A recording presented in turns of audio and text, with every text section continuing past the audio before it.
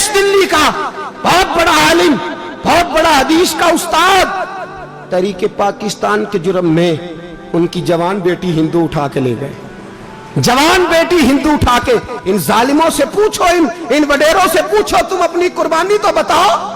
तुम्हारे वालिदैन तो बैठे हुए थे अंग्रेज के कदमों में, तुम तो जूते साफ करने वाली कौम हो, या हुक्मरान बन गए। मौलाना अमीरुद्दीन की जवान बेटी ले गए। और हजरत के पास लोग आए, मुझे बताओ बेटियों की तकलीफ कितनी बड़ी होती है। सीना जख्मों से छलनी हो गया। और जब मौलाना नईमुद्दीन साहब ताज़ियत के लिए पहुंचे तो हजरत को सीने से लगा के कहने लगे, फिक्र ना कीजिएगा, कोई बात नहीं। मौलाना अमीरुद्दीन साहब कहने लगे, हुजूर बस पाकिस्तान बन जाए, मेरे रसूलुल्लाह के दीन का झंडा बुलंद हो जाए, एक बेटी क्या, मैं हजारों बेटियां कुर्बान करने को तैयार, मैं तैयार हूं देने के लिए औलादे। लोगों ने 10 लाख आदमी ने हिजरत की, 10 लाख 30,000 जाने एक एक दिन के अंदर कटी।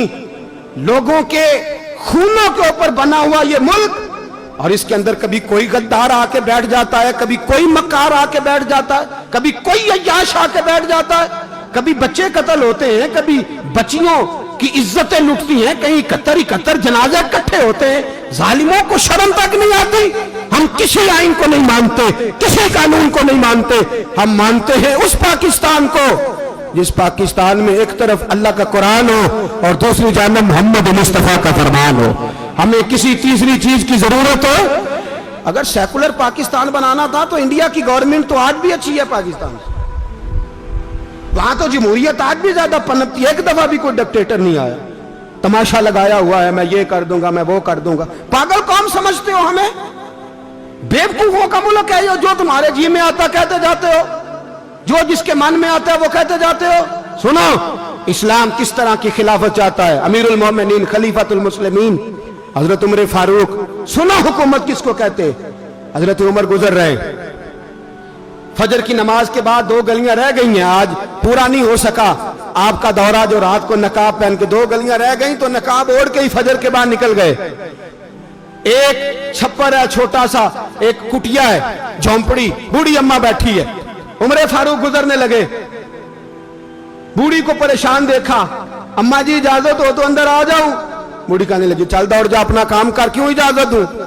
तेरी मेहरबानी अम्मा, आने दो। क्या दौड़ जा? तेरी मेहरबानी अम्मा, गुजारिश है, चलो आ जाओ। हज़रत उमर फारूक फरमाया करते थे, मैंने उस औरत से आइन सीखा है, आइन, मैंने उससे कानून सीखा है, उस बूढ़ी औरत से।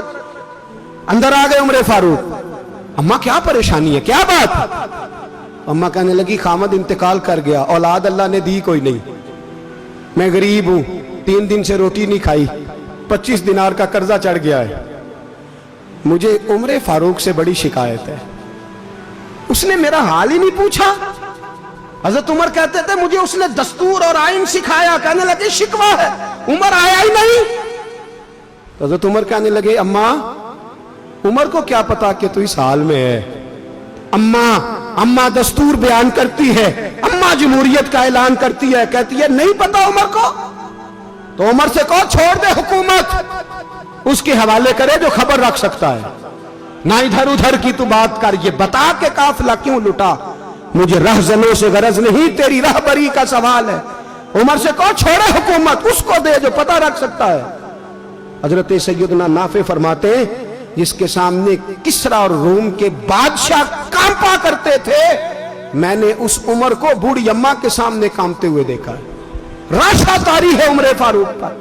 दौड़े गए, 25 दिनार लाए, राशन रख के लाए, रोटियां पकाई, बूढ़ी अम्मा को खिलाई। कहने लगे, अम्मा 25 दिनार ले ले और चल, गलती हो गई, उमर को माफ कर दे। अम्मा बोल के कहने लगी, मैं नहीं माफ करती, मैं तो पक्का फालू, बस गिरने वाली हूं, एक दफा कब्र में जा लेने दे, मेरे रसूल आएंगे तो मैं उमर की शिकायत करूं।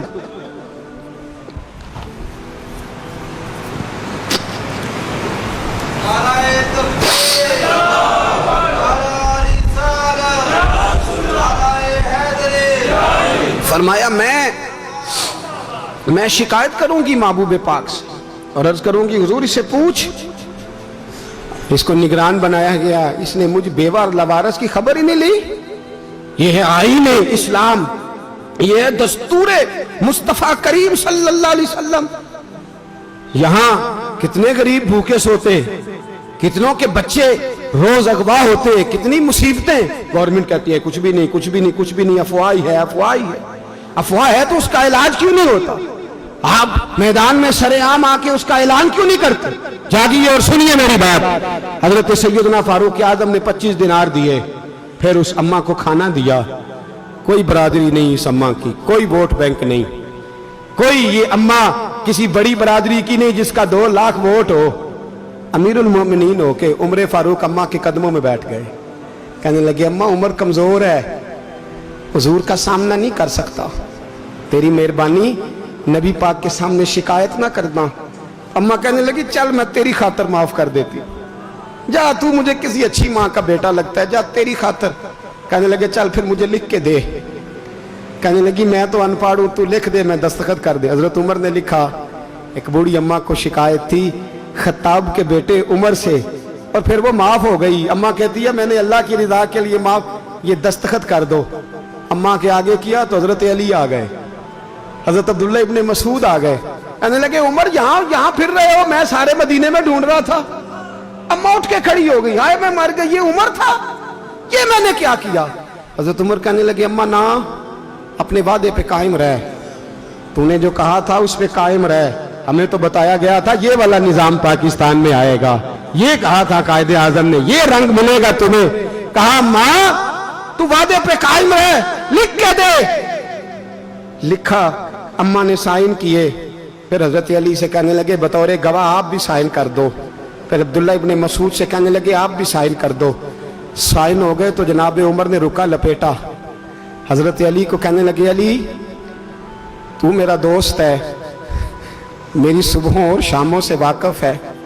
علی تو میرا رازدار ہے یار، مجھے یقین ہے کہ میں تجھ سے پہلے مر جاؤں گا.